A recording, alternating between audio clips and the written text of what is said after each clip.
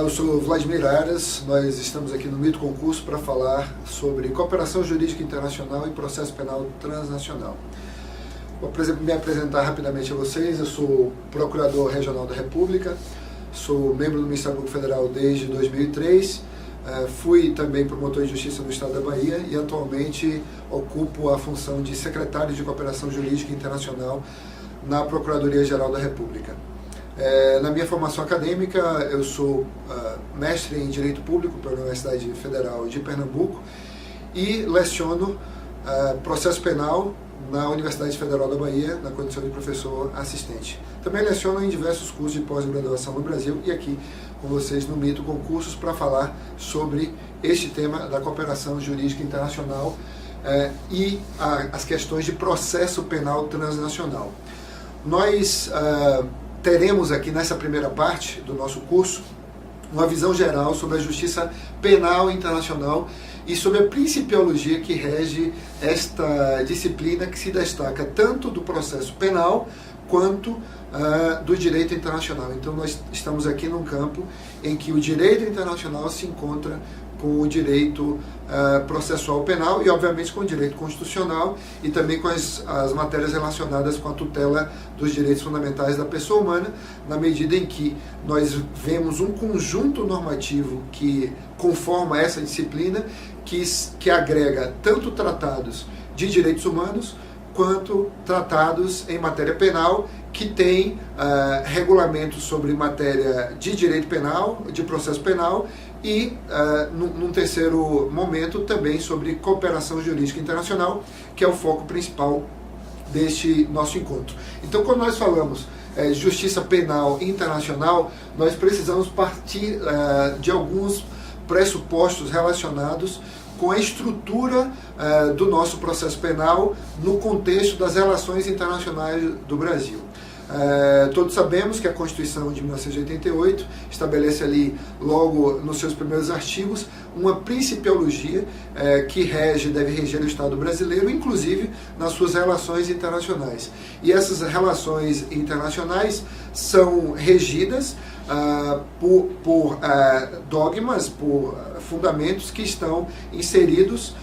na cultura jurídica do direito internacional público, especialmente daquela que deriva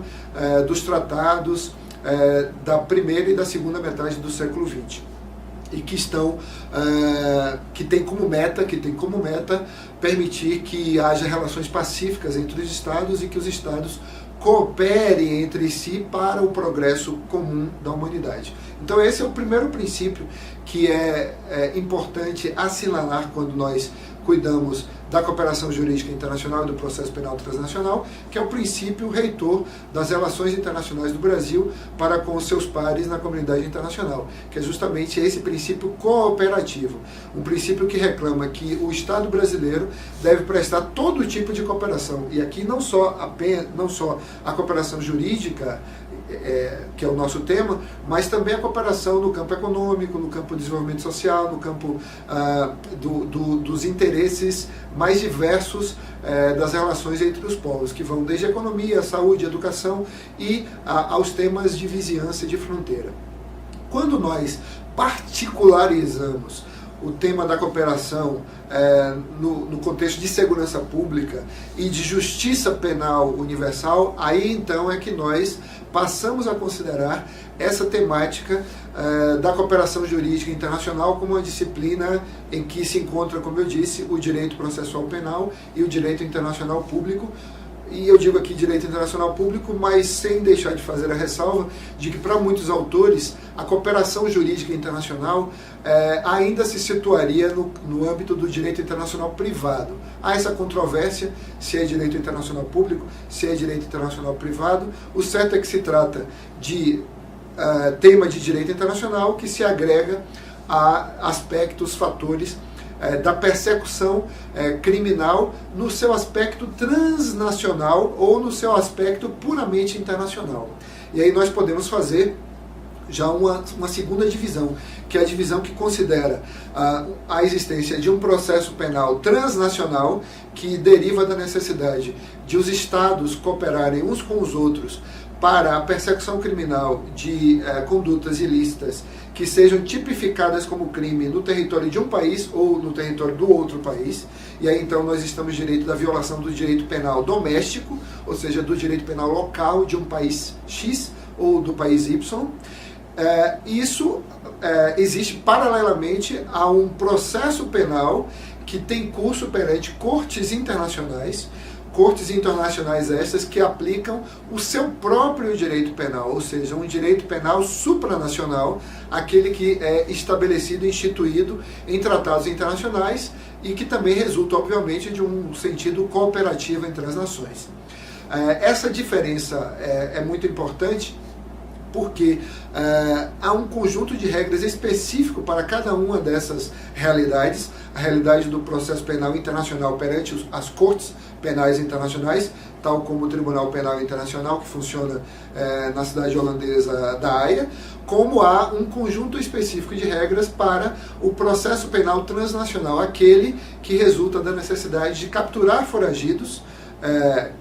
de um país a outro, recuperar ativos que tenham sido enviados para fora do território nacional ou obter provas que existam no exterior ou tenham sido deslocadas, remetidas, enviadas ou ocultadas de algum modo no exterior. Então esses dois conjuntos de regras, eles coexistem, em algum momento elas se interconectam. Por quê? Porque há também a possibilidade de cooperação de Estados com tribunais internacionais. E aí um campo em que estaríamos, por exemplo, na premissa ou na demanda de prestar assistência a um tribunal internacional que necessitasse da produção probatória, por exemplo, uma testemunha ou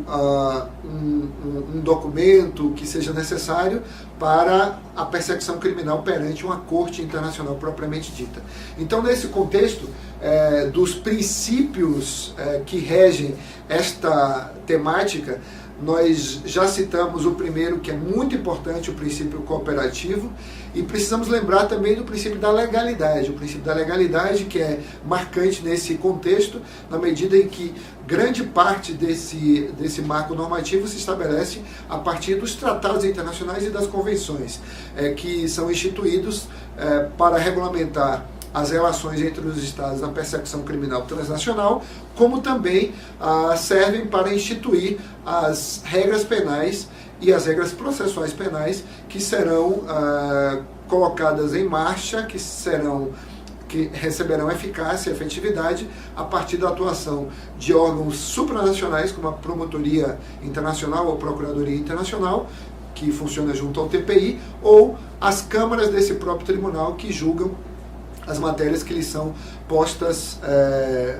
para apreciação em função da violação de regras do direito internacional e que conformam certos crimes contra a humanidade, que conformam o crime de agressão e outros tipos penais que estão delimitados hoje, de acordo com esse princípio da legalidade, no Estatuto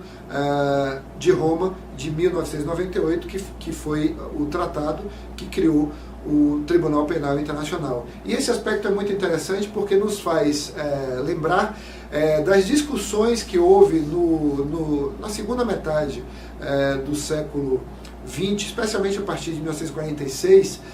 ali, e já nos anos que seguiram, já realmente na segunda metade do século passado, quando se discutia a violação ou não ao princípio da legalidade e, sobretudo, ao princípio da legalidade penal estrita e, como derivado, o princípio da anterioridade da lei penal, na medida em que os tribunais penais internacionais que foram criados, tanto em Nuremberg pelos aliados, quanto pelas forças aliadas em Tóquio, no chamado Tribunal Militar Internacional para o Extremo Oriente, a comunidade internacional, especialmente juristas, internacionalistas e processualistas, inclusive os juízes dessas cortes de Nuremberg e de Tóquio, discutiam se o princípio da legalidade e da anterioridade da lei penal seria observado ou não na atuação desses tribunais, porque, como todos sabemos, esses tribunais não existiam antes do fato, ou seja, antes dos crimes praticados pelos nazistas na Europa e antes dos crimes praticados pelos membros do eixo, os militares e políticos japoneses, na Guerra do Sudeste Asiático e na Guerra do Pacífico. Então, se não havia um tribunal, esse tribunal ele poderia ser considerado um tribunal de exceção, e se não havia uma lei penal incriminadora, lei penal incriminadora essa que foi criada apenas pelos regimentos internos ou estatutos dessas duas cortes após os fatos, esta anterioridade da lei penal como princípio regente do direito penal, pelo menos doméstico, seria observado também no direito penal internacional. Então essas questões são muito interessantes